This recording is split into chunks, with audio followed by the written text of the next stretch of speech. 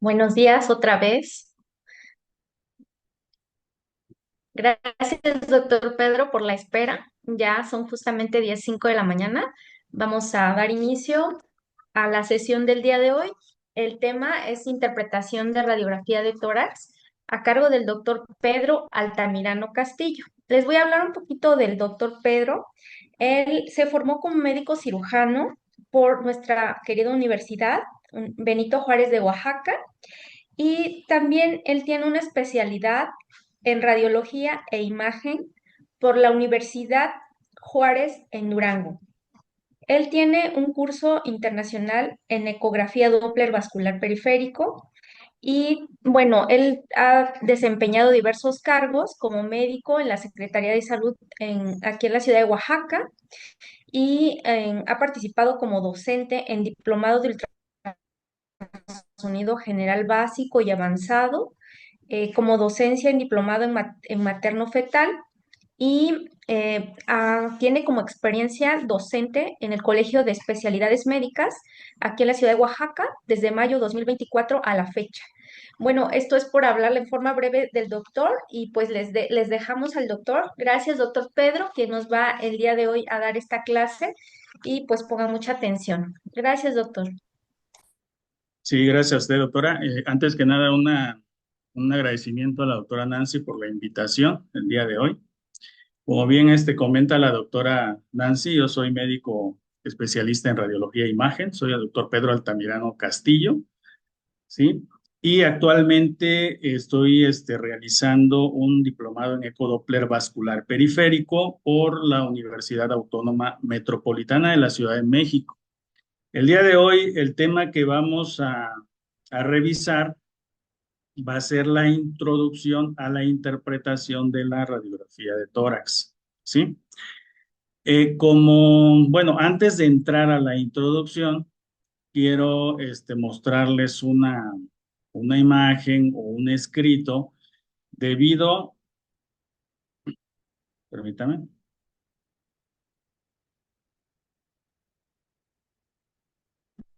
ok, debido a los sucesos que actualmente pues han estado aconteciendo en nuestro ámbito médico, con nuestros residentes, con nuestros internos, con los pasantes en servicio social, ¿sí? Y se los voy a leer y nos dice que en la práctica médica la jerarquía se ha convertido en una excusa para ejercer poder desde el ego y no desde el ejemplo.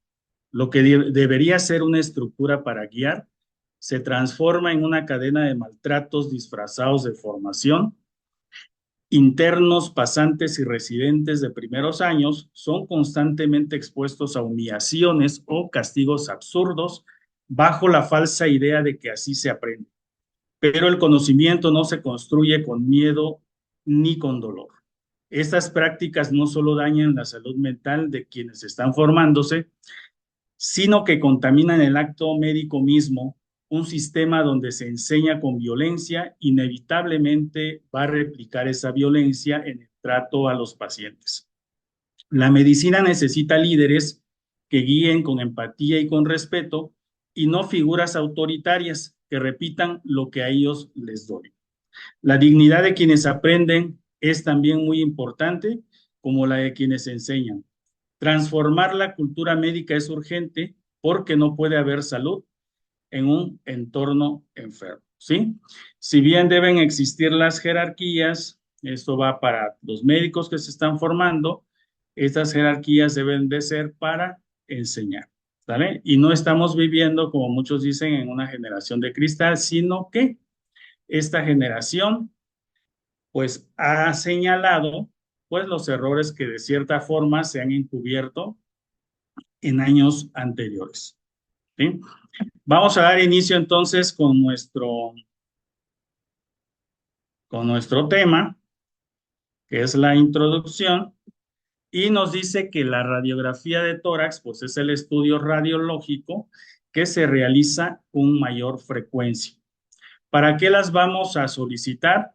Para enfermedades pulmonares, enfermedades cardíacas, para traumas, ¿sí?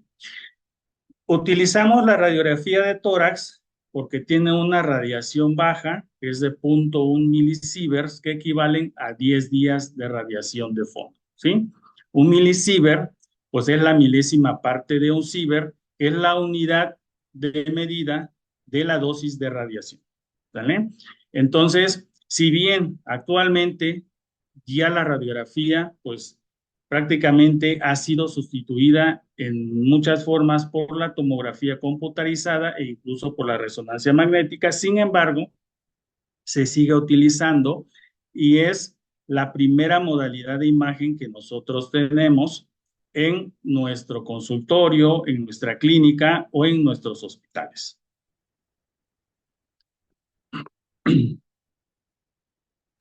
Tengo un problema. Bien, entonces vamos a hablar que en la radiografía tenemos desde la radiolucidez hasta la radiopacidad. Entonces tenemos 5 tonalidades de gris, por llamarlo así, y esto va de, ¿sí? Y ser un color más oscuro. ¿Sí? Y esto también debe ver a estos órganos, a la facilidad que tengan estos órganos para permitir la entrada de los rayos X o de cierta forma para atenuar esos rayos X y ocasionar una mayor absorción.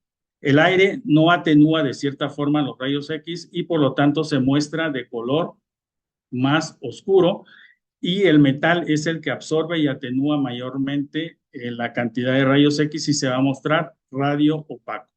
Aquí tenemos algunos órganos en donde incluyen el aire, que es el estómago, el intestino, los pulmones y la tráquea.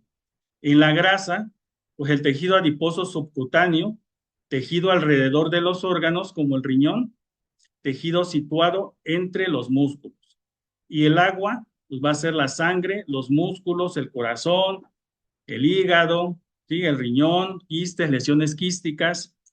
Calcio, pues vamos a tener a los huesos, litiasis, cartílagos costales, y en el metal, el bario, yodo, objetos metálicos como prótesis, balas y válvulas cardíacas, entre otras. Entonces vamos a tener en la radiografía de tórax dos proyecciones principales que se denominan par radiológico, ¿sí?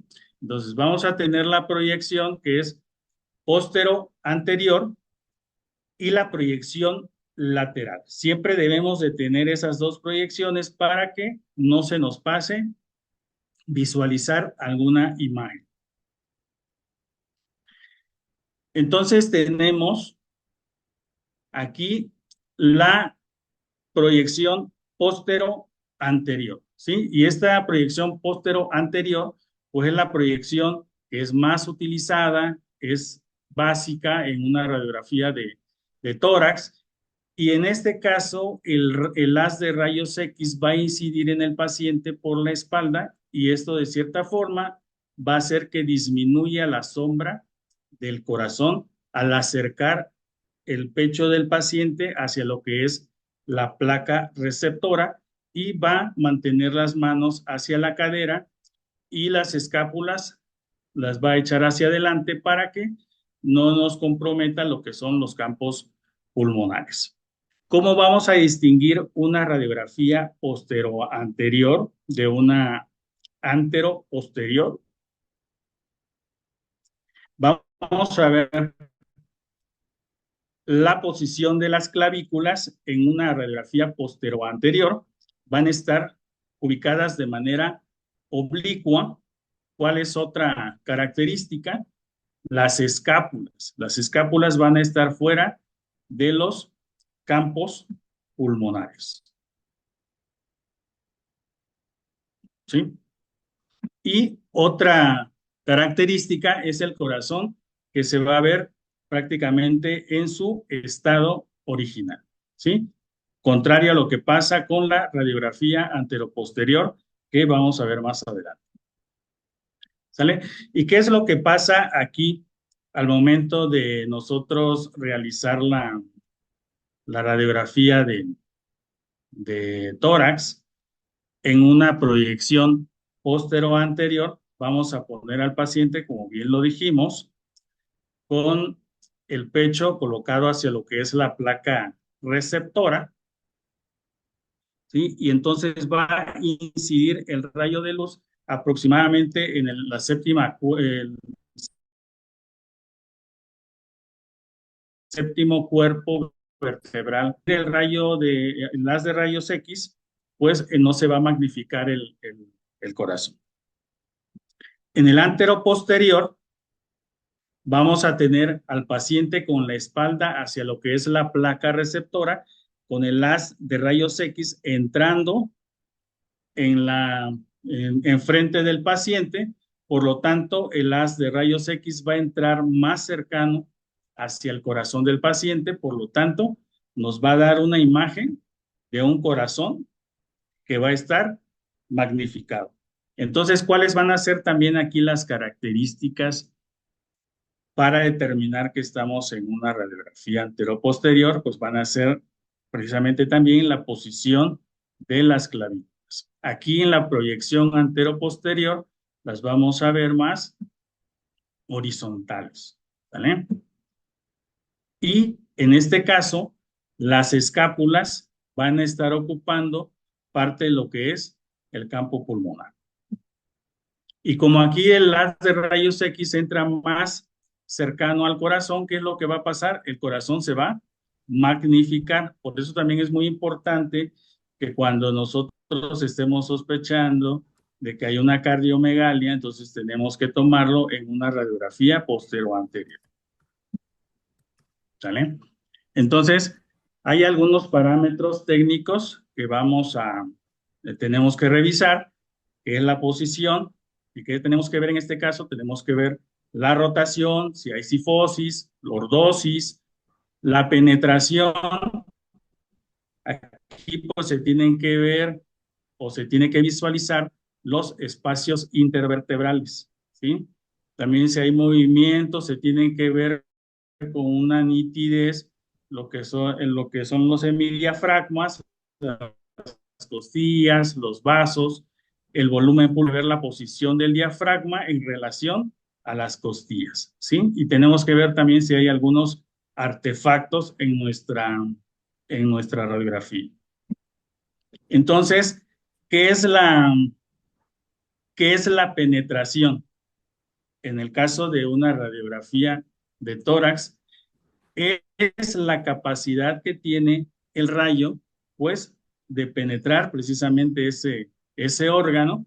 Y cuando vamos a hablar de que hay poca penetración o de que se penetró demasiada la placa, en esta placa que pasó, hubo una poca penetración, digamos, de las de rayos X, y pues prácticamente esta placa se va a marcar o se va a mostrar de una forma muy radio opaca, ¿sí? Y esta placa, ¿qué pasó con ella? Hubo mayor penetración, por lo tanto vamos a ver una placa pues más oscura. Esta es la forma ideal en que nosotros tenemos que ver una placa de rayos X, en este caso de tórax, ¿sí?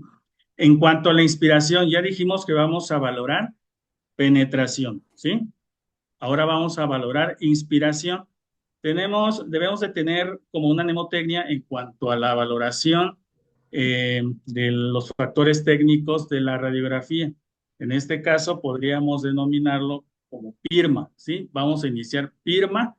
¿Por qué? Penetración, inspiración, rotación, magnificación y angulación. Entonces ya vimos la penetración, ahora vamos a ver la inspiración. ¿Cómo vamos a ver o cómo vamos a determinar que esta placa está bien inspirada para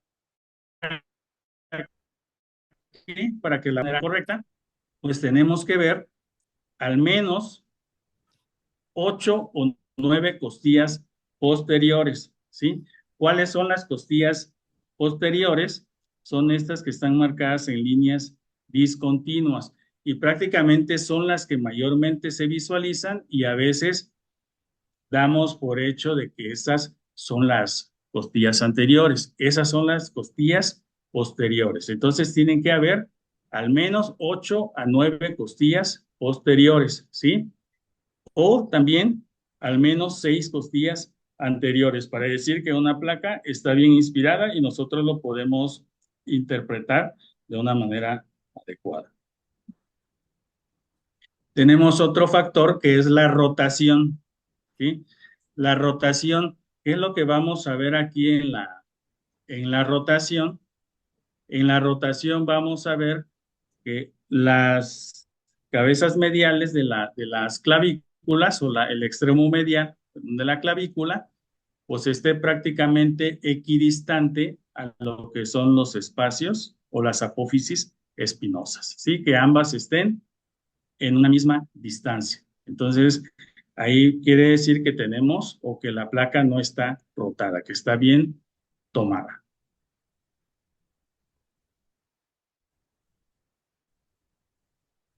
¿Sí? En este caso, ¿qué pasa con esta placa? Esta placa, pues está de cierta forma en el tema de la rotación, pues esta placa, pues está rotada. Si en este paciente, digamos, está hospitalizado, está encamado y no lo podemos mover, pues tenemos que interpretarla de esa forma o solicitar algún otro estudio de imagen.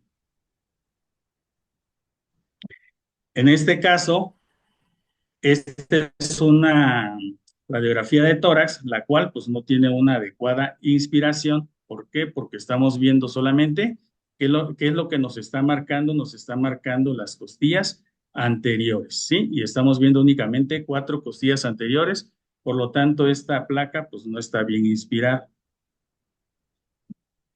Ahora, como tal, el sistema de lectura, en el sistema de lectura, ¿qué es lo que vamos a valorar aquí en el sistema de lectura? Pues vamos a valorar vías aéreas, vamos a valorar pulmones y la pleura, la silueta cardíaca, alteraciones óseas y también otros hallazgos. Entonces, en este caso, antes de pasar al esquema, vamos a ver en este caso y vamos a valorar primeramente, como lo vimos en el sistema de lectura, la tráquea. La tráquea va a ser central, ¿sí? La tráquea va a ser central, radiolúcida y va a estar ligeramente desplazado a la altura del callado aórtico y ahí se va a bifurcar a nivel de T5, en donde se va a denominar la bifurcación, que va a ser una carina y que esta carina no debe ser mayor de 100 grados, ¿sí? Entonces tenemos la tráquea central desplazada a la derecha a la altura del callado aórtico y tenemos bronquio principal derecho y el bronquio principal izquierdo, ¿vale? Entonces así es como vamos a ver a la tráquea, ¿sí? Vamos a tener que esta es la tráquea, la bifurcación traqueal, el bronquio principal derecho, el bronquio principal izquierdo, bronquio segmentario apical, el bronquio segmentario posterior derecho, obviamente, todo esto lo que estamos viendo de este lado es derecho, bronquio segmentario anterior, el bronquio segmentario ápico posterior.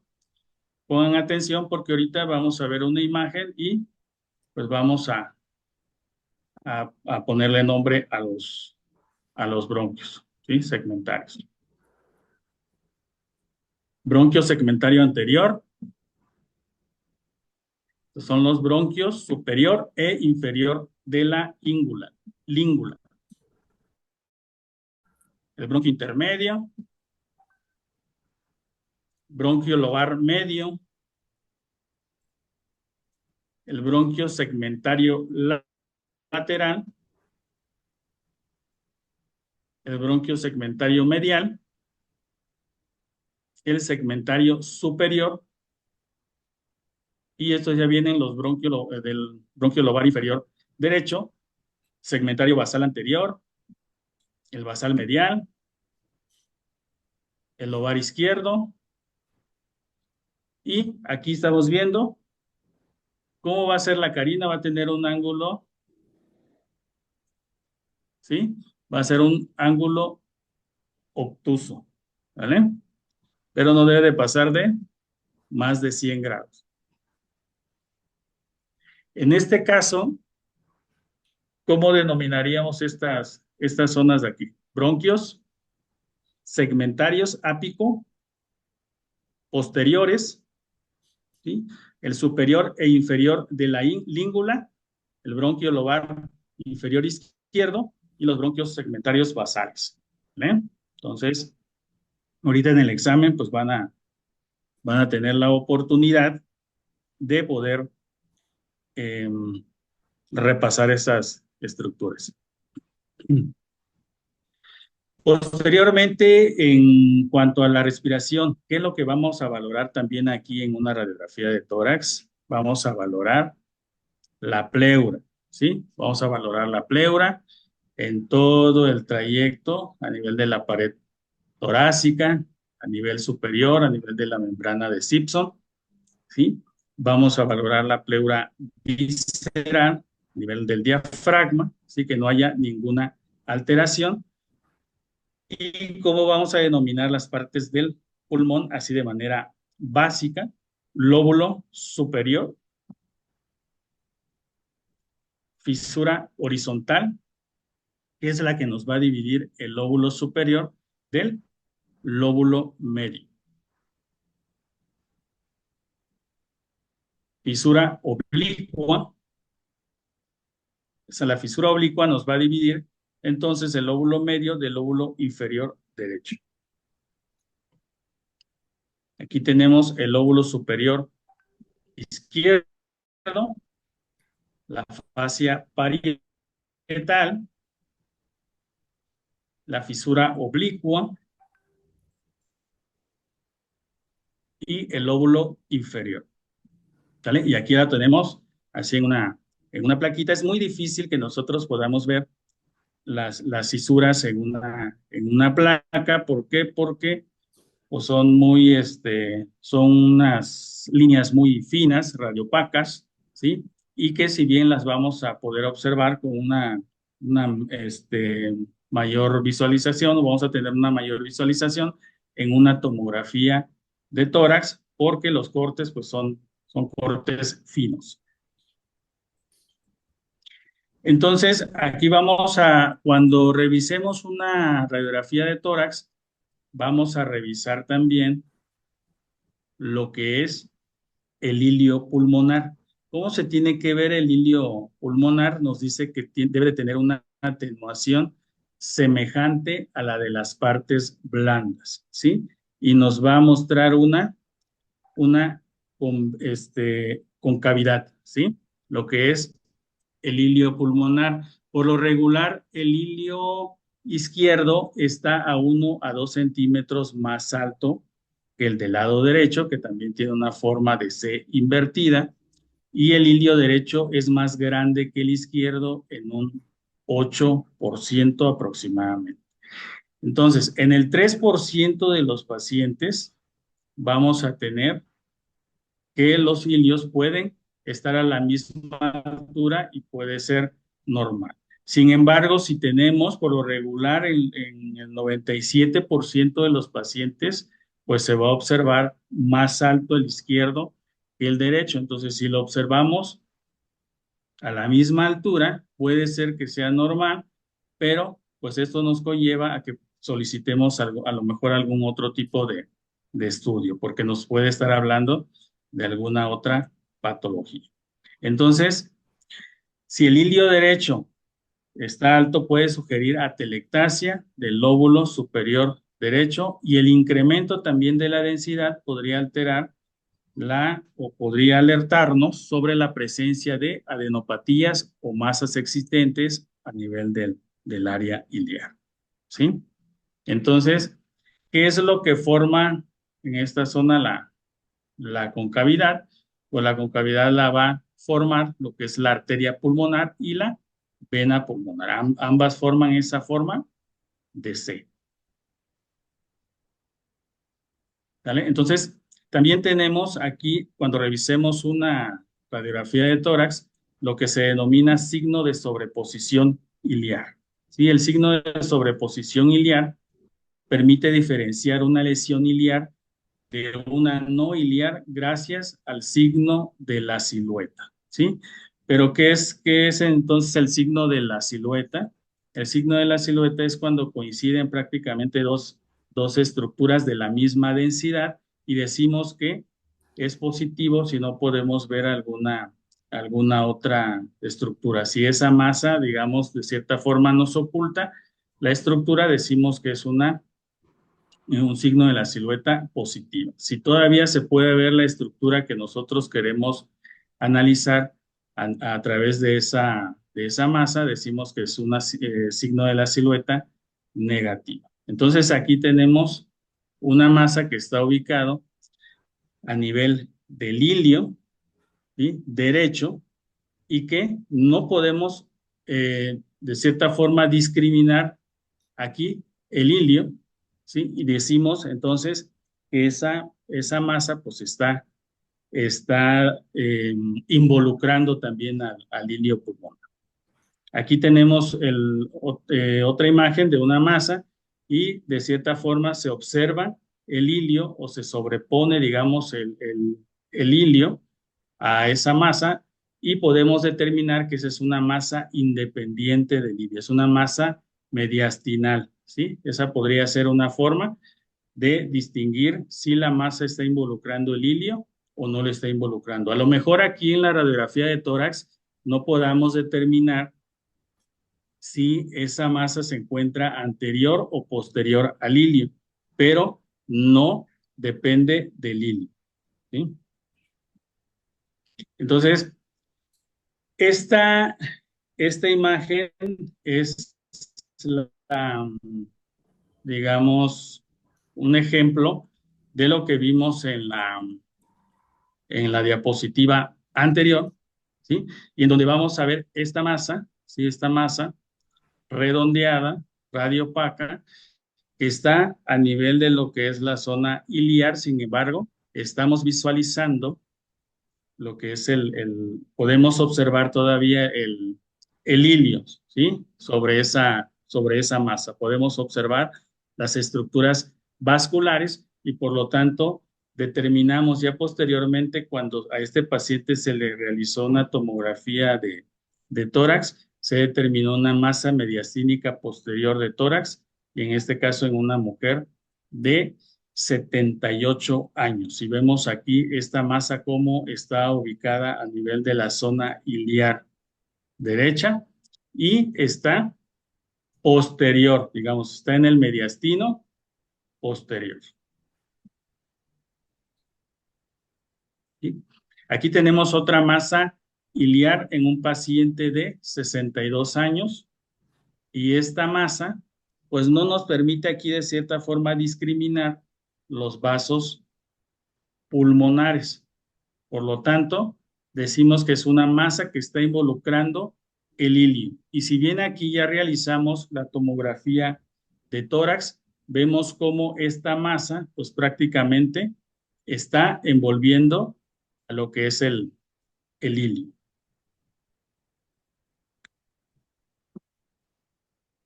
Tenemos otro signo que es el signo de la convergencia iliar y esta pues establecer, va a establecer una diferencia entre un agrandamiento iliar de origen vascular de una masa mediastínica yuxta iliar, ¿sí? Entonces aquí tenemos esta, esta masa o esta imagen que corresponde a una masa pulmonar, ¿sí?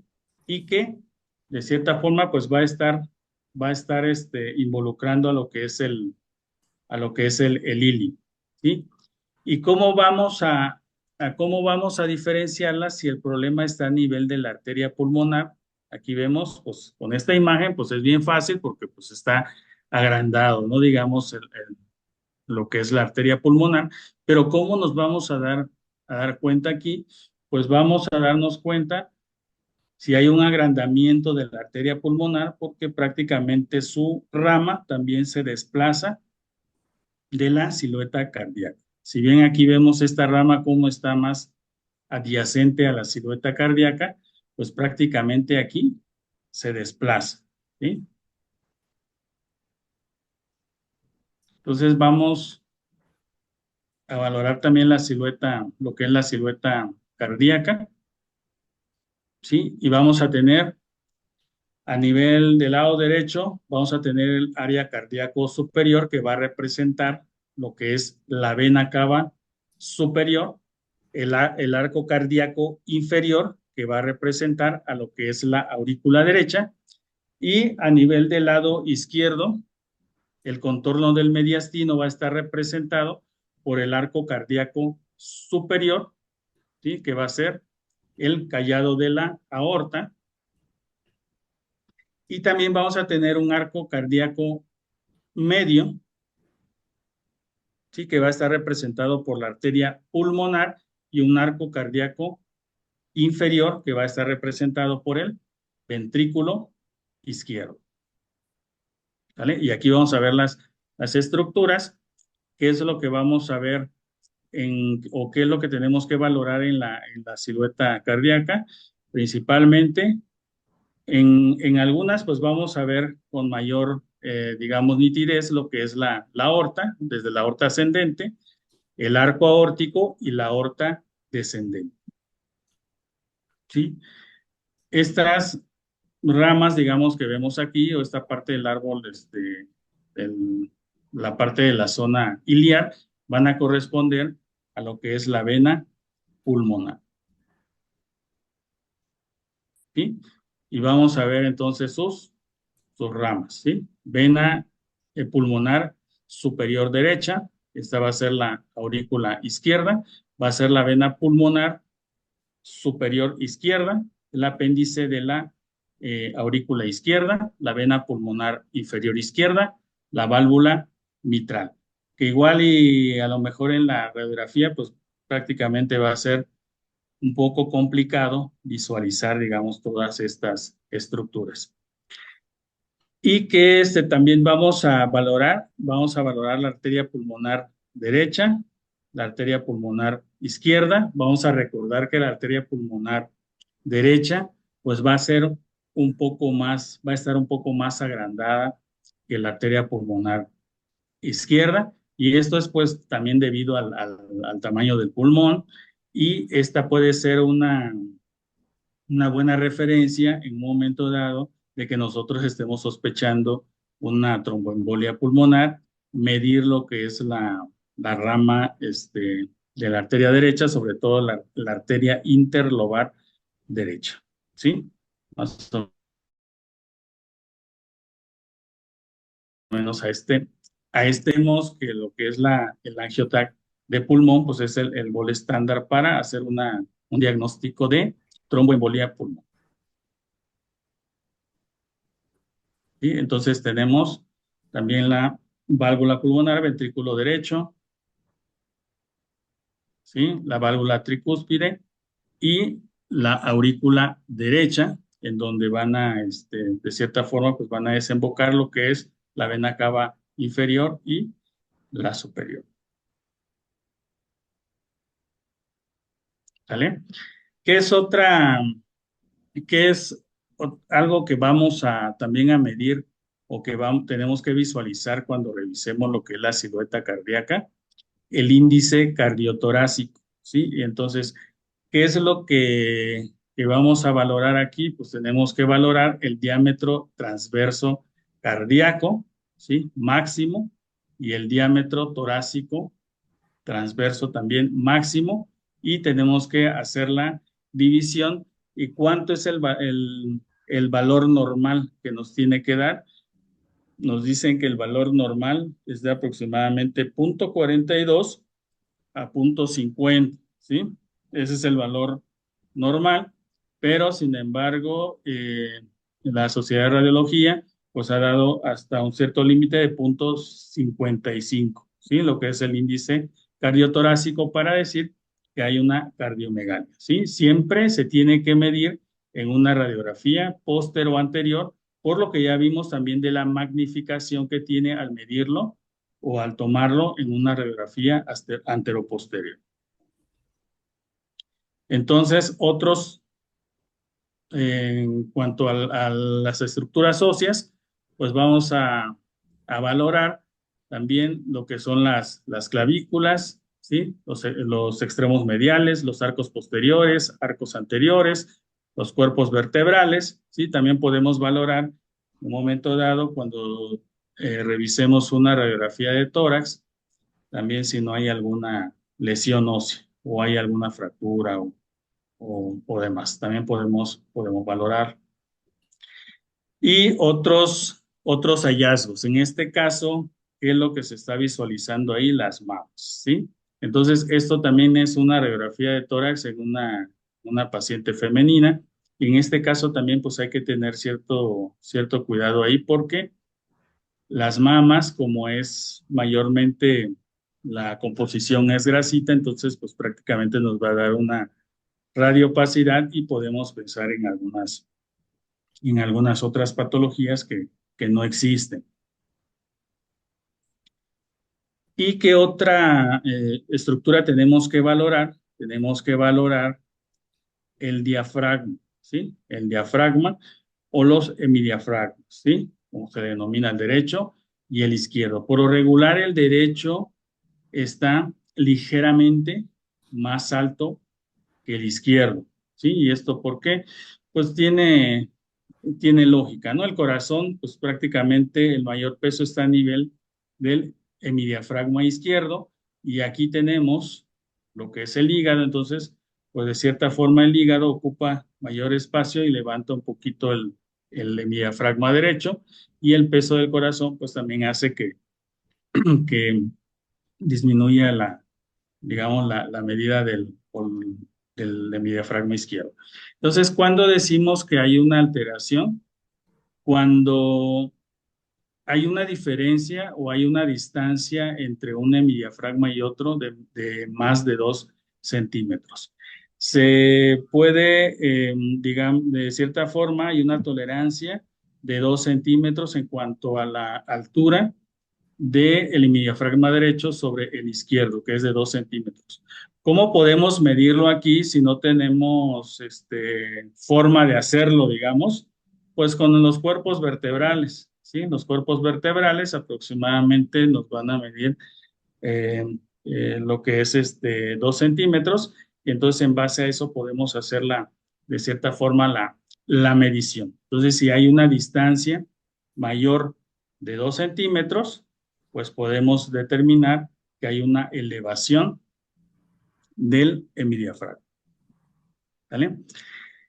En esta imagen, ¿qué es lo que nosotros observamos?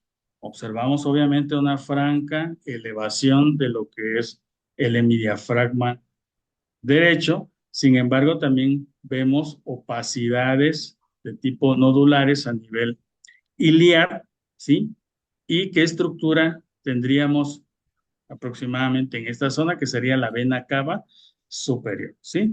Posteriormente a este paciente se le hizo una tomografía de tórax y se vio pues que era una masa que estaba involucrando lo que es la vena cava superior y esta placa pues fue una En la, radiografía que se tomó posteriormente y en la clase de... y en las anteriores no se había.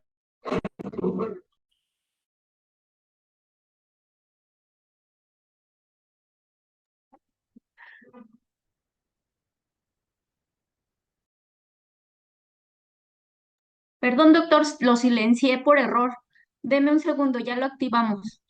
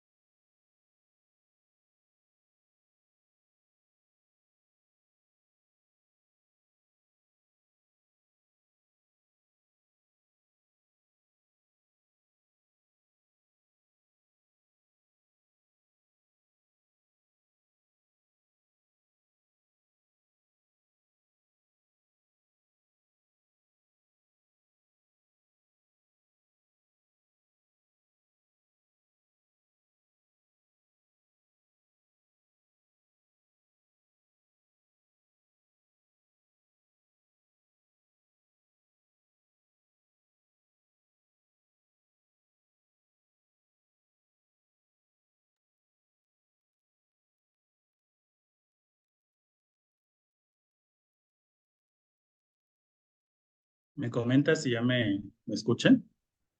Sí, doctor, disculpe, es que por inactivar un audio que abrieron, lo desactivé a usted, perdón. Gracias. Ah, ok.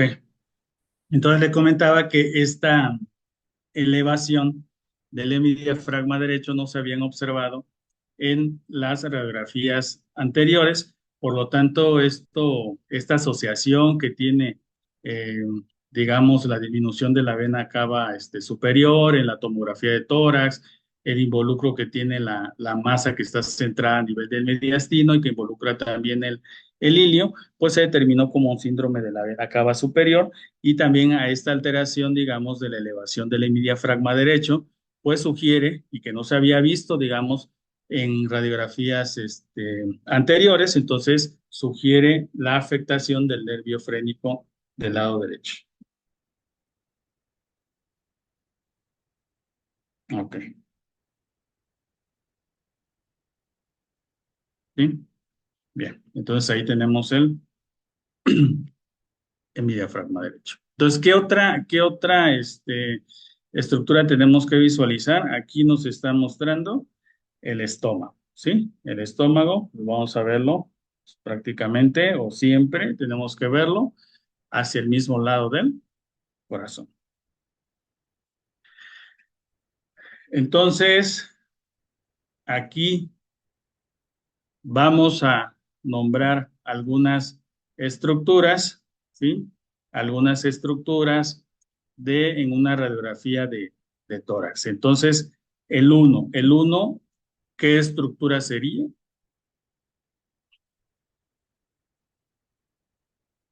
El ápex cardíaco, ¿sí?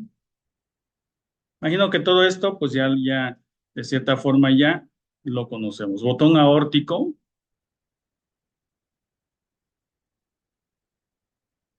hemidiafragma derecho, ese es el seno costofrénico izquierdo, la tráquea,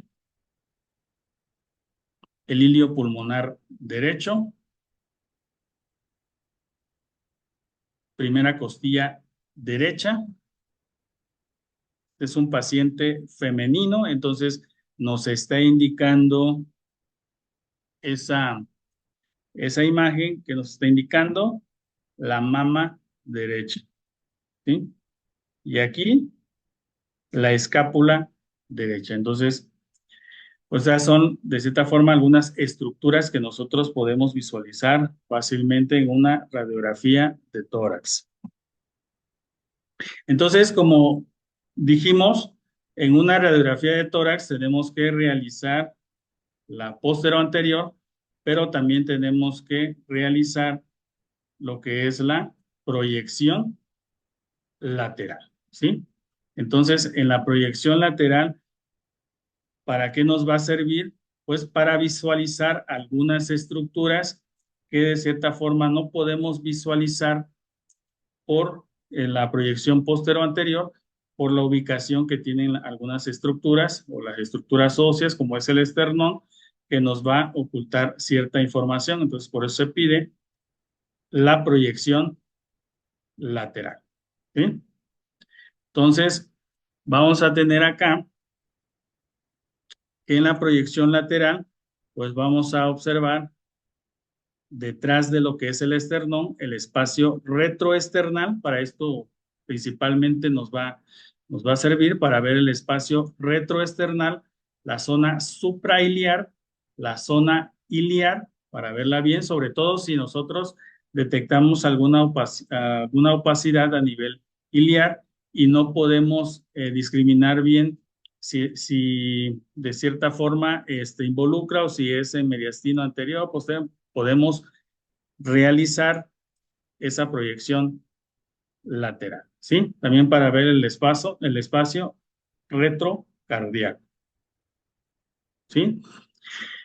Entonces, hay una forma muy importante aquí de poder dividir lo que es el mediastino y lo vamos a dividir por el método de Felson, ¿sí? Hay el método de Felson y hay un método de Felson que es Felson modificado en donde ya maneja mediastino superior. Sin embargo, aquí lo vamos a manejar únicamente con el método de Felson, que es el mediastino anterior, el medio y el posterior, ¿sale? Entonces, como bien dijimos, ¿para qué entonces nos va a servir la proyección lateral? Para ver el espacio retroesternal, ¿sí? Para ver la zona suprailiar, para ver la zona iliar, la zona retrocardíaca, ¿vale? Para eso nos va a servir lo que es la proyección lateral. Entonces ahora, otra, digamos, otro beneficio también que podemos tener de cierta forma al revisar una radiografía de tórax o tenemos que revisar es ver si hay un ensanchamiento mediastinal, ¿sí? ¿Cómo vamos a medir ese mediastino? Pues lo vamos a medir a nivel de lo que es la tráquea, a nivel de lo que es el callado órtico y nos vamos a ir hacia la izquierda. Lo normal tiene que ser del lado izquierdo de 50 a 55 y también podemos trazar otra línea, ¿sí? Prácticamente a esa paralela a la línea que marcamos del lado izquierdo y lo normal no tiene que pasar más de 80 milímetros u 8 centímetros. Entonces, si hay un aumento del diámetro transverso de más de 8 centímetros, el cual está medido a la altura del arco órtico, pues ya decimos que hay un ensanchamiento mediastinal, ¿sale? Y 77% de estos pacientes pues presentan alguna enfermedad mediastinal. Y también tenemos que visualizar o tenemos que observar si se miran las líneas y bandas e interfaces de lo que son el mediastino, ¿sí? Entonces, ¿cuáles son estas bandas?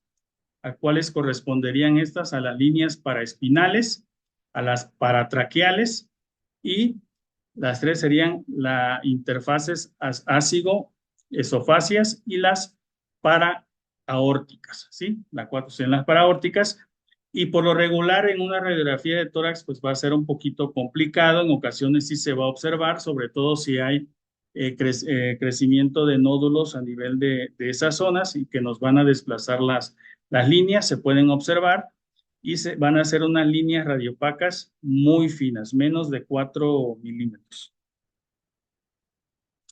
Vamos también a ver un poquito de lo que es el glosario Fleischner, de cierta forma también para que nosotros podamos comprender algunos términos, ¿sí? El glosario Fleischner. Y en este vamos a ver esta opacidad lineal,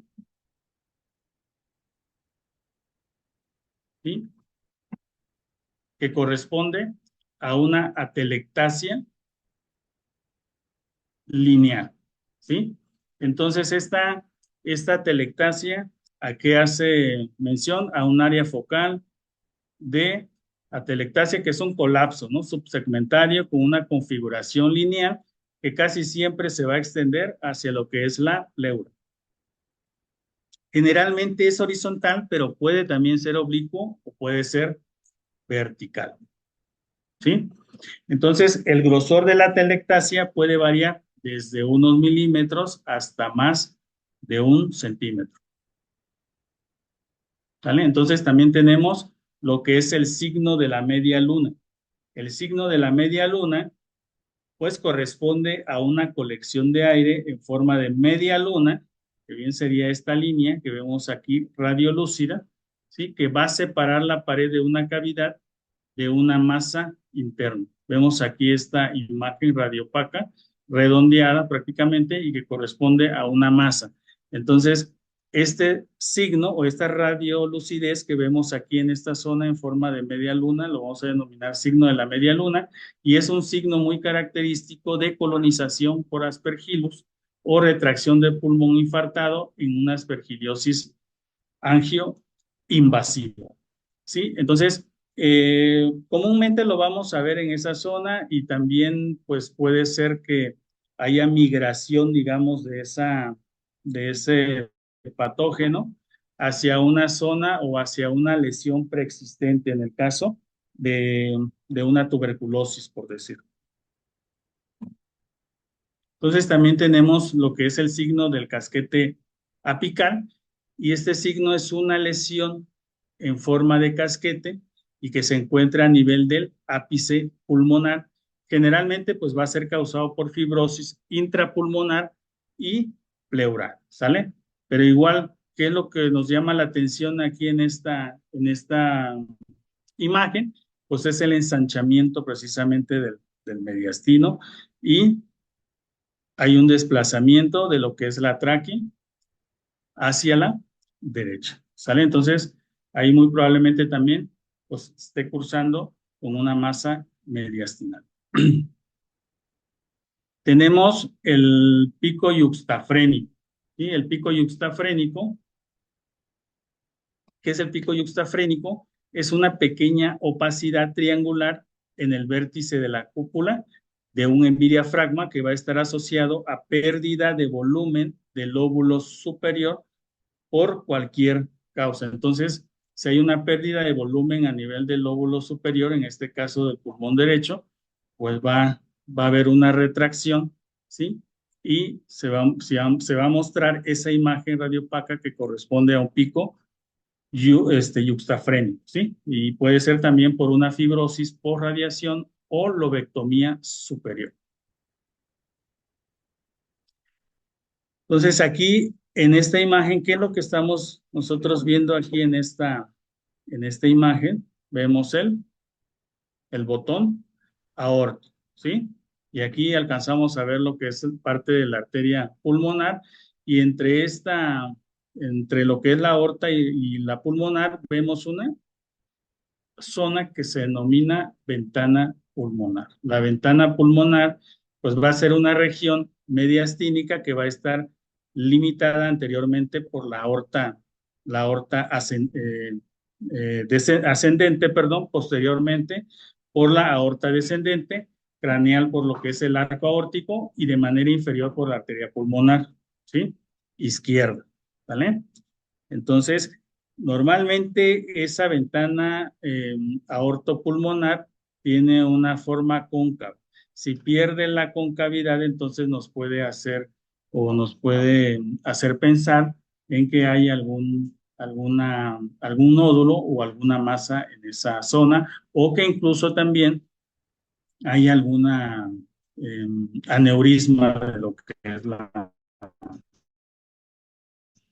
aorta. ¿Sí? Ok, esa zona es la zona de la ventana aortopulmonar. Entonces tenemos otra característica que es el patrón miliar. Y este patrón miliar son opacidades pulmonares que van a estar redondeadas, van a ser pequeñas, discretas, pueden ser profusas de menos de 3 milímetros de diámetro, que son de tamaño uniforme y están distribuidas de manera difusa por todo el pulmón. ¿Sí? Puntitos, opacidades muy pequeñas de menos de 3 milímetros de diámetro. ¿Vale? Tenemos también los nódulos. Los nódulos, como lo define Fleischner, opacidad redondeada, puede ser bien o mal definida, que mide hasta 3 centímetros de diámetro. Si pasa de 3 centímetros de diámetro, entonces ya no lo denominamos nódulo y ya es una masa, ¿sí? Más de 3 centímetros y es una masa. ¿Ok? Neumatocele. El neumatocele es un espacio de paredes delgadas y llenas de aire en el pulmón. Su causa más frecuente es la neumonía aguda, traumatismo o aspiración de líquido hidrocarbonado, necrosis parenquimatosa y obstrucción de las vías respiratorias. Entonces aquí vamos a tener dos zonas, ¿sí? Que se van a ver bien delimitadas y que se van a ver radiolúcidas, pues prácticamente la pared aquí, pues es prácticamente imperceptible, ¿sí? Aquí pues sucede que hay una sobreinsuflación pulmonar y que puede estar causada por una obstrucción bronquial que puede ser transitoria o que puede tener un efecto incluso de válvula, ¿sí? ¿Cómo podemos diferenciarla de una masa, digamos, de una masa cavitada? Pues es muy fácil poder diferenciarla de una masa cavitada. En este caso, pues prácticamente es imperceptible, digamos, la pared en este caso de ese espacio. Y en la masa cavitada, pues vamos a ver una pared engrosada, ¿sí? Muy gruesa y que va a tener componente mural sólido, ¿sí? También tenemos el neumomediastino, como lo define también Fleischner, como presencia de gas en el mediastino fuera del esófago y del árbol tráqueo-bronquial y, y que puede deberse a una rotura alveolar espontánea, ¿sí? ¿Cómo van a aparecer o cómo va a aparecer este neumomediastino? Pues va a aparecer como rayas radiolúcidas en las radiografías de tórax. En su mayoría van a estar orientadas de manera vertical, ¿sí? Vemos varias rayitas y algunas de estas rayas pues pueden delimitar incluso vasos, pueden delimitar bronquios principales, ¿sí? Y el recorrido de aire va a ser a lo largo de lo que es el intersticio broncovascular hacia lo que es el mediastino. También tenemos el neumopericardio. El neumopericardio, pues es la presencia de gas en el espacio pericárdico y esto muy frecuentemente también es de tipo iatrogénico, o sea, al momento quirúrgico, ¿sí? ¿Y cómo vamos a distinguir, digamos, la presencia de gas en el espacio pericárdico? Pues se va a limitar solamente a lo que es el saco pericárdico, ¿sí? El neumopericardio, pues, puede distinguirse del neumomediastino porque la radiolucidez o la baja atenuación que tiene esta línea va a estar causada por el aire y no se va a extender fuera del saco pericárdico, únicamente va a estar, digamos, contenido en esa sola área, ¿sí? Y también, como ya lo mencioné, puede ser causada por diversas cirugías torácicas, cardíacas, incluso por procedimientos invasivos, en particular la canalización de vías centrales, de cardiocentesis, incluso también por la ventilación mecánica, ¿sí? El neumotórax. El neumotórax, la presencia de gas a nivel del espacio pleural, ¿sí? Y esto, pues, vemos aquí prácticamente este pulmón, vemos aquí la pleura y el pulmón prácticamente colapsado. Aquí alcanzamos a ver todavía lo que son el hilio pulmonar.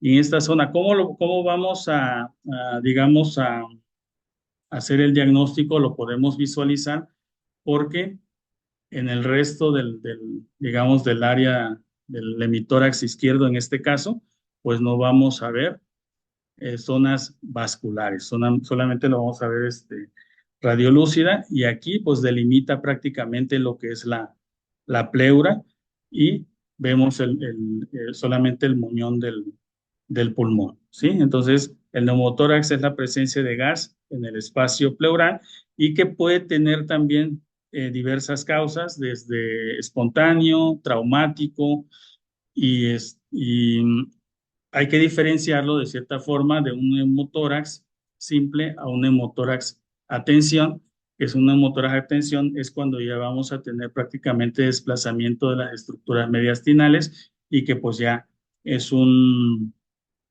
situación que va a poner en riesgo la vida del paciente. Entonces también tenemos la fibrosis masiva progresiva y estas son lesiones en forma de masa, ¿sí? Vemos todas estas lesiones, ¿sí? Radiopacas, generalmente pues, son bilaterales y se van a encontrar prácticamente en los lóbulos superiores. Porque a veces, por decirlas, en el caso que vimos de las Aspergillus, en el caso de las masas cavitadas de la tuberculosis, siempre agarra los lóbulos superiores porque pues en esa zona hay mayor, digamos, ventilación, ¿sí? Y entonces vamos a ver las opacidades nodulares de fondo y van a reflejar de cierta forma la neumoconiosis que acompaña a esta fibrosis masiva progresiva y puede estar con o sin destrucción infisematosa adyacente a la fibrosis masiva, ¿sí? Y como cuáles enfermedades nos pueden dar esta fibrosis masiva progresiva, sarcoidosis, talcosis, ¿sí? Hay muchas enfermedades que nos van a causar una fibrosis masiva progresiva. Tenemos también la redistribución de flujo sanguíneo. ¿Qué es la redistribución del flujo sanguíneo? Pues es una desviación de la distribución normal del flujo sanguíneo pulmonar. ¿Por qué se va a presentar? Porque va a haber un aumento de la resistencia vascular pulmonar en otras partes del lecho vascular pulmonar y obstrucciones. La redistribución de flujo sanguíneo pulmonar se va a indicar por una disminución en el tamaño o en el número de los vasos pulmonares, que suelen ser visibles, con un aumento correspondiente en el número y en el tamaño de los vasos pulmonares en otras partes del pulmón. Por lo regular, vamos a visualizar, digamos, los vasos pulmonares más pequeños en la zona inferior, pero se van a agrandar a nivel superior y a esto se le va a denominar también, se le puede denominar cefalización de flujo o la cefalización de flujo. Tenemos un patrón que es el patrón reticular. Este patrón reticular es una colección de innumerables pequeñas opacidades lineales, ¿sí? Vemos todas las opacidades lineales y que por suma o por la gran cantidad de estas innumerables opacidades, pues van a dar una apariencia parecida a una red, por eso se le va a denominar reticular y este hallazgo pues suele representar una enfermedad pulmonar intersticial. También tenemos el patrón retículo nodular y pues esto también es el resultado de la suma de puntos de intersección de innumerables líneas creando el efecto de micronódulos superpuestos, ¿sí? Pues también vamos a ver el mismo patrón, pero aquí van a estar tanto patrón reticular como nodular y toda esa suma de los puntos de intersección, pues nos van a crear ese efecto, ¿no? De micronódulos superpuestos, ¿sí? Vamos a tener varias zonas con micronódulos superpuestos.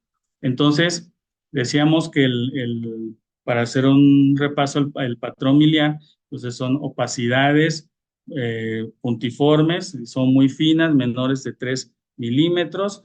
Los nódulos también son opacidades, pero que van a llegar a medir hasta 3 centímetros y las masas ya miden más de 3 centímetros, ¿sí? Ya cuando mide más de 3 centímetros, dejamos de denominarle nódulo y le denominamos masa, ¿vale? Entonces, aquí también vemos estas líneas que vimos en las diapositivas posteriores, que es la franja paratraqueal derecha, ¿sí? Y como la vamos a ver, una opacidad vertical de tejido blando de menos de 4 milímetros de ancho. Aquí se ve muy bien definida y va a corresponder a la pared traqueal del lado derecho, los tejidos mediastínicos contiguos y la pleura adyacente. Mide aproximadamente de 3 a 4 centímetros desde los extremos mediales de las clavículas hasta el ángulo tráqueo-bronquial, ¿sí? Tenemos el signo de la silueta. ¿Qué es el signo de la silueta? Que habíamos comentado en las diapositivas anteriores. En el signo de la silueta va a haber una ausencia de representación de un borde anatómico de tejido blando. En este caso, por decir, aquí se superpone una opacidad, ¿sí? Una opacidad a lo que es, en este caso, parte de las cavidades derechas del corazón y que no se va a delimitar de una manera adecuada esa cavidad derecha y por lo tanto, si no se delimita bien o si no se observa bien, vamos a decir que tenemos un signo de la silueta positiva. Si vemos una opacidad, pero todavía logramos discriminar esa estructura que nosotros queremos analizar, se denomina signo de la silueta negativa. Y esto es causado por consolidación o por atelectasia del pulmón adyacente, por una masa grande o por líquido pleural continuo. ¿Sí? Ok. Entonces, vamos a hablar en este caso, de los errores en la interpretación de la radiografía de tórax, desde el momento en que se recibe la solicitud. A veces la solicitud pues no está bien requisitada, la solicitud o se pide un estudio que no es el estudio, digamos, adecuado para la condición o la patología que tiene el paciente en ese momento y no ponemos tampoco alguna historia clínica ahí del paciente, yo siempre les digo que sea dos rengloncitos, hay que ponerle de qué es lo que le pasa al paciente. ¿Por qué? Porque eso también nos va a ayudar de cierta forma que nosotros pues nos enfoquemos hacia lo que nosotros esperamos encontrar y eso nos facilita de cierta forma pues el trabajo, ¿sí? La adquisición, pues estos son los factores técnicos que, este, que se llevan a cabo, el procesamiento de la imagen, ¿sí? La interpretación, todo esto de cierta forma pues va en qué va a repercutir si no tenemos, digamos, algunos hallazgos, si no fue solicitado para lo que es, si aparte de eso pues el técnico no hizo una buena adquisición de la imagen, eh, no se procesó bien la imagen, pues esto va a repercutir en la interpretación y también va a dar como repercusión o va a tener como consecuencia un diagnóstico tardío o un diagnóstico erróneo. Entonces, tenemos algunos puntos ciegos en la radiografía eh, de tórax postero-anterior, lo que es la zona paratraqueal, la zona apical, las zonas apicales, la zona suprailiar y la zona iliar. Van a ser algunos puntos ciegos que vamos a tener en la radiografía postero anterior. También el esternón, por eso digamos, solicitar también la proyección lateral. ¿Por qué? Porque el esternón pues, nos va a ocultar algunas anomalías y esto ya los vamos a ver de manera detenida con la proyección lateral. ¿Sí? Entonces, pues aquí tenemos para qué nos sirve entonces la proyección lateral, como ya lo dijimos anteriormente, para revisar el espacio retroesternal, la zona suprailiar, ¿sí? ¿Ya? ¿Sí? Digamos, esto corresponde al esternón y de cierta forma, si realizamos solamente la radiografía de tórax, pues nos va a ocultar bastante información, ¿sí? Como en este caso, por decir, vemos en los ápices pulmonares, igual si revisamos esta radiografía de tórax, pues la observamos detenidamente y va a ser un poquito complicado, pues, ver que presenta alguna alteración a nivel de los ápices pulmonares. Sin embargo, aquí observamos estas pequeñas bolas subpleurales, ¿sí? Pero ya en la tomografía de tórax, en una adquisición coronal, ya observamos esas lesiones, incluso observamos también en el ápice pulmonar izquierdo una opacidad, ¿sí? Que corresponde a un nódulo pulmonar, ¿sí?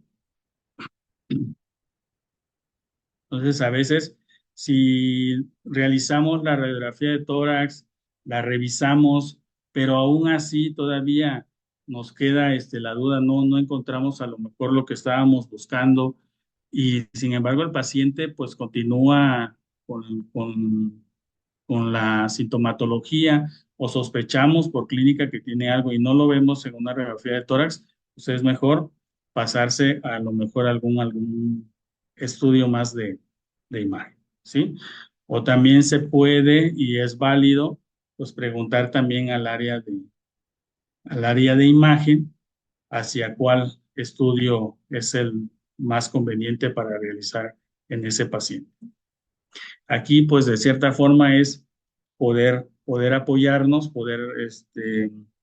poder, digamos, definir también cuál es el curso que va a llevar este paciente, ¿no? Porque somos, al final de cuentas, somos un equipo. Nadie aquí nadie sabe más ni nadie es menos, ¿no? Todos somos igual. Entonces, sí, si no observamos alguna lesión en una radiografía de tórax y el paciente continúa con alguna sintomatología, entonces hay que solicitar algún otro estudio de imagen, ¿sí? Entonces, pues aquí vemos lo que es el mediastino, ¿qué es el mediastino? Eh, para empezar, pues es la parte, ¿no? Es la parte del tórax que va a estar entre el esternón y la columna vertebral, también entre los pulmones, y esta zona pues va dependiendo del espacio, bien menciona Felson, anterior, medio, posterior, pues va a contener corazón, vasos sanguíneos grandes, la tráquea, el timo, el esófago, tejidos conectivos, y en este caso, pues, ¿qué es lo que podemos observar en esta radiografía póstero-anterior? Observamos pequeñas opacidades nodulares y que están ubicados a nivel del ilio, ¿sí? En ambos, de manera bilateral, ¿sí? Entonces, y ya lo pasamos a la tomografía de tórax, es en una adquisición coronal y vemos esas opacidades, ¿no? En este caso, opacidades en vidrio deslustrado. El ilio, tenemos que valorar el ilio, perdón, y los ilios pulmonares, pues van a ser zonas en la cara medial, digamos, de cada pulmón. ¿Y qué es un ilio? Un ilio es donde entran y salen los vasos sanguíneos, los bronquios principales, los nervios, los vasos linfáticos, y estas estructuras pues van a formar lo que es el pedículo pulmonar y van a estar rodeados también por la pleura, ¿vale? Entonces, vamos a ver estas zonas, opacidades a nivel iliar y que ya pasamos realizamos también la proyección lateral, un momento, y observamos esa opacidad que presenta a nivel iliar, ¿sí? Aquí en la tomografía de tórax, en un corte axial, vemos esas opacidades, ¿sí? Esas opacidades o ese aumento aquí en la densidad. En la tomografía ya hablamos de densidades, ¿sí? Aquí vemos algunas imágenes hiperdensas, ¿sí? De morfología, digamos, redondeada que corresponden a nódulos pulmonares. Y por decir también esto, por decir la radiografía posterior anterior, para visualizar las bases pulmonares, ¿sí? Aquí por decir qué es lo que estamos viendo opacidades, pero vemos algo muy importante. Estamos viendo la opacidad en esa zona, en esas bases pulmonares, sin embargo, estamos viendo los vasos pulmonares, eh, parte del bronquio segmentarios, basales, alguna con presencia de aire. Entonces, podríamos determinar también que hay una zona de consolidación. Y aquí en la imagen de la tomografía de tórax, pues, observamos un nódulo, ¿sí? Que este nódulo pues tiene lo que es una densidad de tejidos blandos, ¿sí? Aquí estamos viendo digamos, para ver los tejidos blandos, y vemos este nódulo que está a nivel paravertebral. Entonces tenemos algunas patologías. En estas patologías, por decir, tenemos consolidación, los nódulos, las masas, las atelectasias, las enfermedades intersticiales, pero vamos a ir viendo un ejemplo de cada patología. La consolidación, ¿qué es lo importante en una consolidación? ¿O a qué se refiere la consolidación? Pues se refiere a un exudado u otro, digamos, producto de la enfermedad que va a reemplazar de cierta forma el aire alveolar y lo va a solidificar, ¿sí? ¿Y esto en dónde va a ocurrir? En una neumonía infecciosa. La consolidación de cierta forma pues va a aparecer como un aumento homogéneo de la atenuación del parénquima pulmonar y va a oscurecer los márgenes de los vasos y las paredes de las vías respiratorias. Entonces vemos opacidades, ¿sí? Vemos opacidades en ambos pulmones. Sin embargo, vemos trayectos, ¿sí? O vemos un fondo, digamos, aumentado de la atenuación, pero vemos una zona de radiolucidez que corresponde a un broncograma aéreo. Y el broncograma aéreo principalmente es lo que nos va a diferenciar de, o vamos a poder hablar de una consolidación, como sucede en una neumonía. La atelectasia.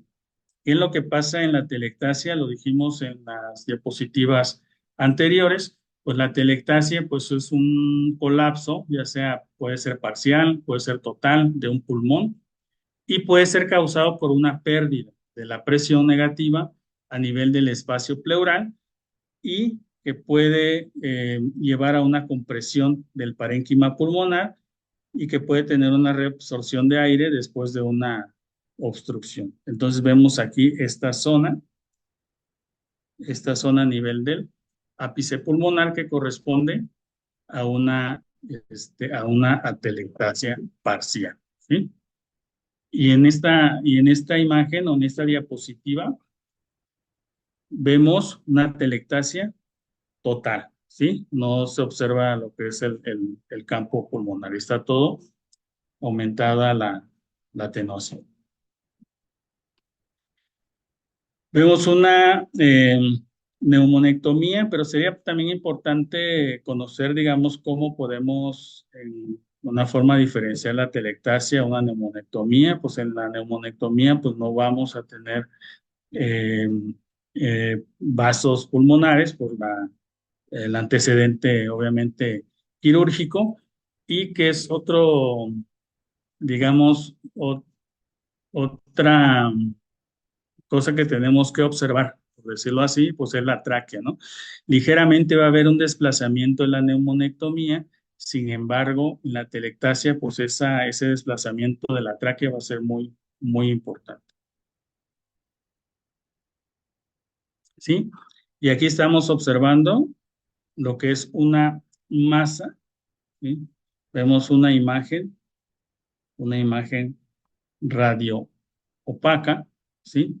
Pero estamos viendo también como un fondo radiopaco y una zona que presenta radiolucidez. Entonces, podemos determinar que pues, es una masa, digamos, mediastinal y no está a nivel del hilio, o que no se originó a nivel del hilio. ¿Sí? Y aquí vemos muchas opacidades que corresponden a opacidades nodulares que están distribuidas en ambos campos pulmonares. La cavitación. La cavitación, ¿qué es lo que decíamos cuando vimos neumatocele, que tenía una pared prácticamente imperceptible? En una cavitación, ¿qué es lo que se va a observar? Esa pared puede ser irregular, gruesa, ¿sí? Y que va a tener un componente mural sólido, ¿sale? ¿Y en dónde podemos encontrar este tipo de cavitaciones? En una tuberculosis pulmonar, ¿sale? Y entonces esta cavidad, ¿por qué suele ocurrir? Pues se puede ocurrir porque hay una expulsión o hay un drenaje, ¿no? De una parte necrótica de la lesión a través de lo que es el árbol bronquial.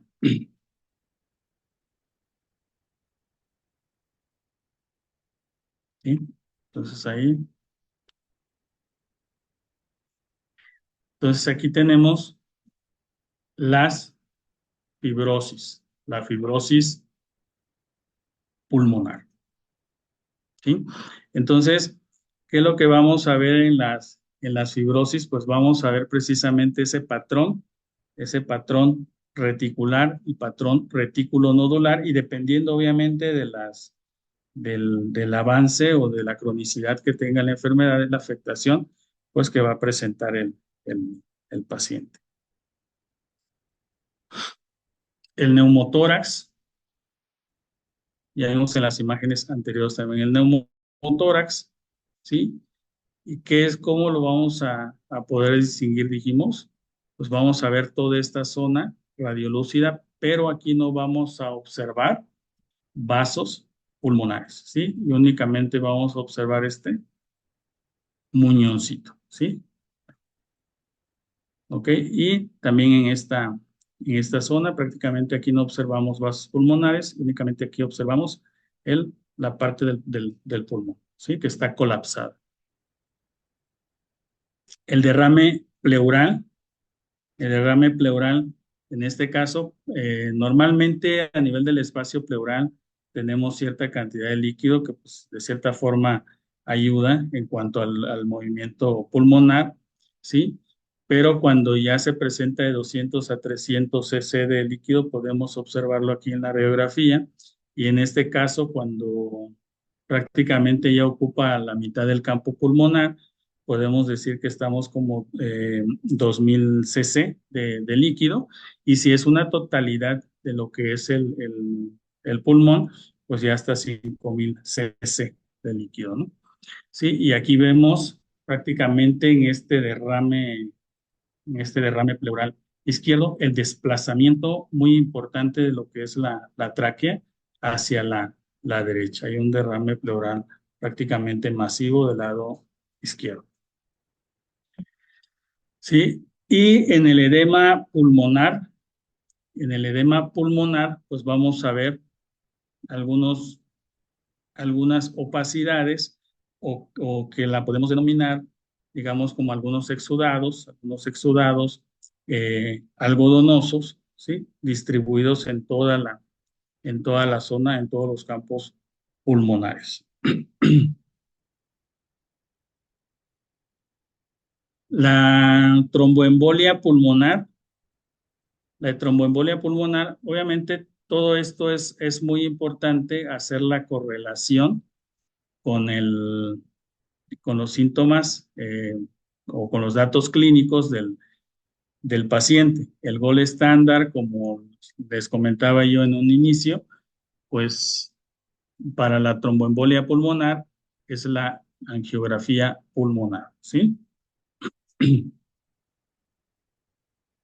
Entonces aquí, ¿qué es lo que vamos a observar? Vamos a observar una zona de radiolucidez, prácticamente en la zona del lóbulo superior, ¿sí? Y estamos también observando en esta zona, a nivel de la zona de la arteria pulmonar derecha, a nivel de la zona interlobar, ese agrandamiento de esa arteria, de esa rama arterial, ¿sí? Y entonces nos va a dar en la sospecha de que pues aquí hay una zona de oligoemia por esa radiolucidez que se presenta en esta zona y el agrandamiento de la arteria interlobar derecha, ¿sí? Y aquí vemos una radiopacidad que tiene, prácticamente es una opacidad superficial que va a estar a nivel o con una base pleural y con un vértice hacia el ilio, y que va a hacer referencia a una joroba de Hampton. Entonces, una joroba de Hampton, y que pues esta es muy característica, digamos, de una tromboembolia pulmonar.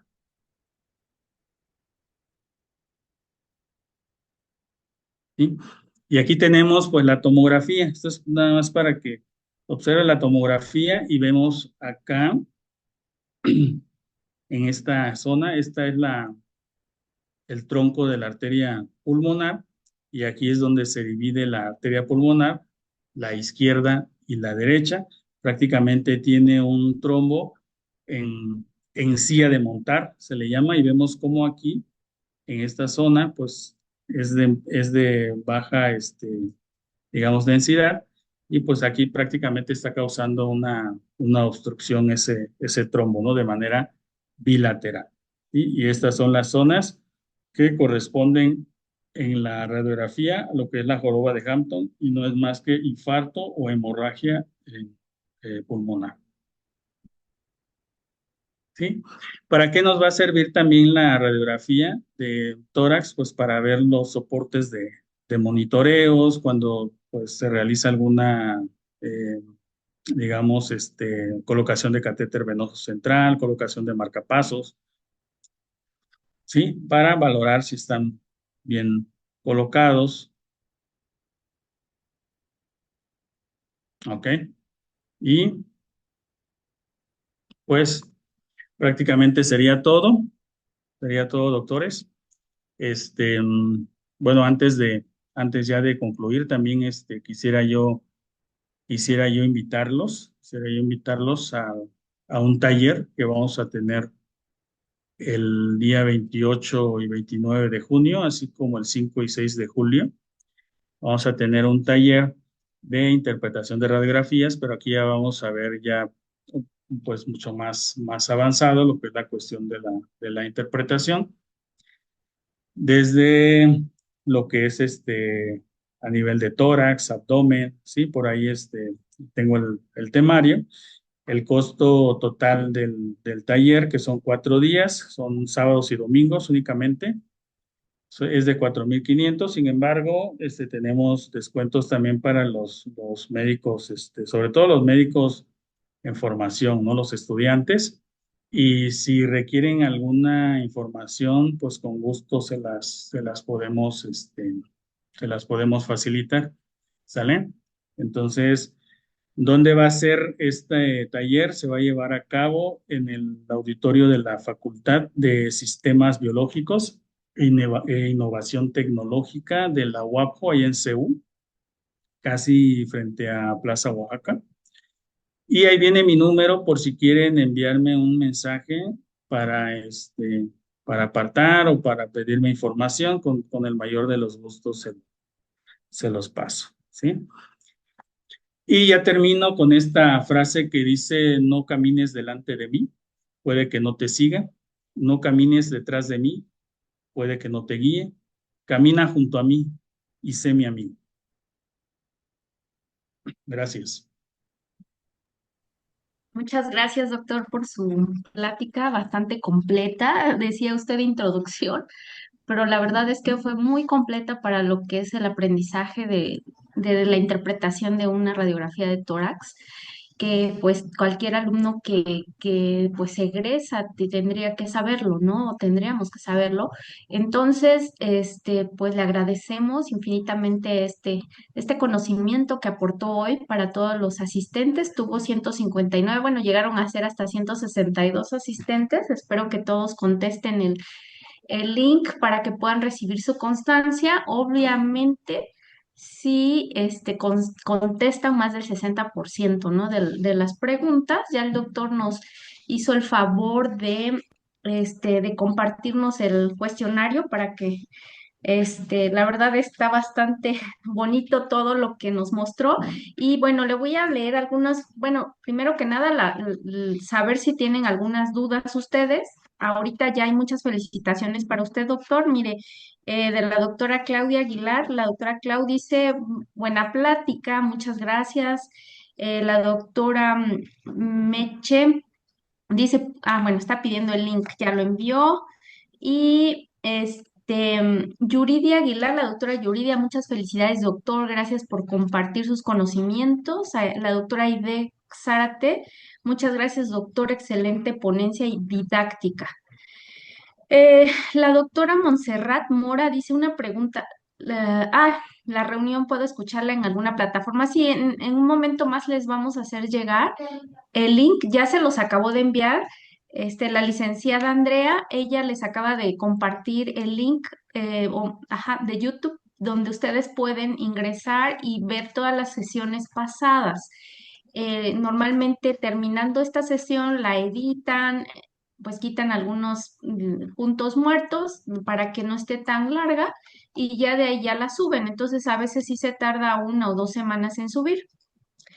La doctora Nancy Enríquez dice excelente presentación, muchas gracias. La doctora Nancy Vargas Jerónimo dice buen día, muchas gracias por la ponencia, muy completo y claro. Pregunta, cuando uno solicita una proyección lateral de tórax, ¿se da por hecho que es derecha o izquierda? Esa es su pregunta.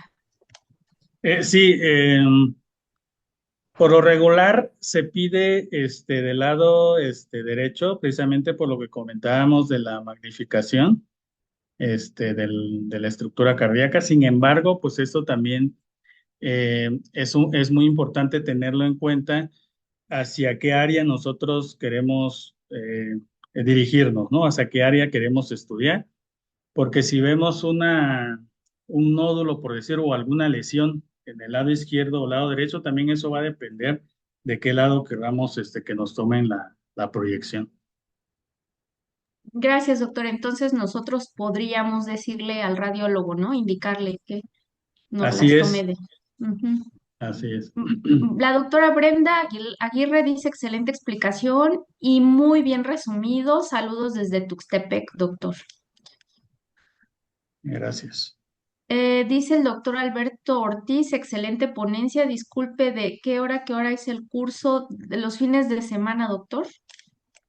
Va a ser en un horario de 9 de la mañana hasta las 4 o 5 aproximadamente de la tarde. Vamos a tener dos espacios para cafetería, para comida y pues van a ser 2 sábados y 2 domingos, ¿sí? Precisamente se pensó así para que no interfiera en la cuestión laboral, ¿no? Ya ve que todos laboramos y pues sábado y domingo pues prácticamente algunos pues tenemos de cierta forma libre, ¿no? Entonces de 9 a 5 aproximadamente con dos espacios, una de cafetería y una para comer. Gracias, doctor. Dice la doctora María del Carmen, excelente ponencia, felicidades, doctor. Y bueno, ya no hay más comentarios, ya no hay más observaciones, doctor. Gracias por compartir su flyer. Justamente yo ya lo tenía listo. Hemos estado pues compartiéndolo para que todas las personas que quieran tomar el taller que usted está invitándonos, pues lo tomen, ¿no? Creo que me había comentado que el descuento es de un 30% para los estudiantes. Digo, no le vaya yo. Es, sí, sí, podemos, con los estudiantes, normalmente es 4,500, ¿sí? Ujú. Ahorita todavía nos quedan unos lugares y con el descuento podemos dejarlo en 3,000 para los estudiantes. 1,000 para poder apartarlo y también de cierta forma, pues poder organizar el evento de la mejor manera posible. Y el resto, pues ya una vez antes de iniciar el evento, pues ya se puede dar la siguiente o liquidar, digamos, el pago del costo total, ¿no? Pero en este caso, por ser aquí de estudiantes de mi facultad, y pues podríamos manejar ese precio, 3,000 pesos.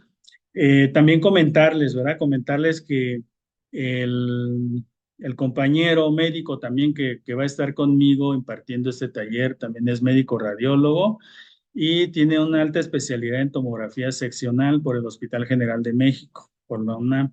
Sí, entonces también tiene ya amplio conocimiento en la cuestión de la docencia, también coordinaba las sesiones médicas con los residentes y con los adscritos del Hospital General de México. Entonces, pues, pues sí, ahora sí que no es para, pero sí promete buenos resultados.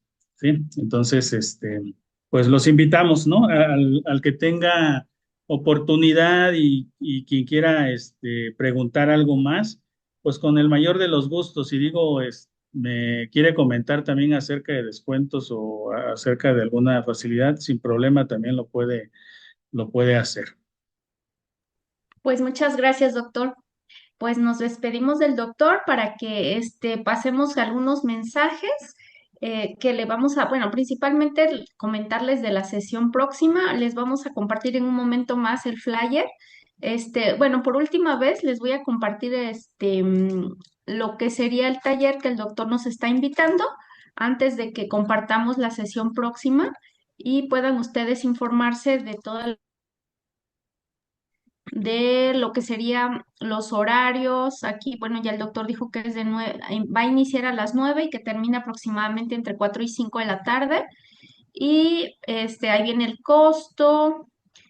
También, si tienen alguna duda, pueden ustedes anotar aquí el número del teléfono del doctor Altamirano, el cual puede responder a todas sus dudas con respecto al curso, porque pues aquí no da para poner lo que sería su carta programática. Bueno, en algunas personas me la han pedido y ya se las he compartido para que puedan ustedes ver de qué se va a tratar el taller.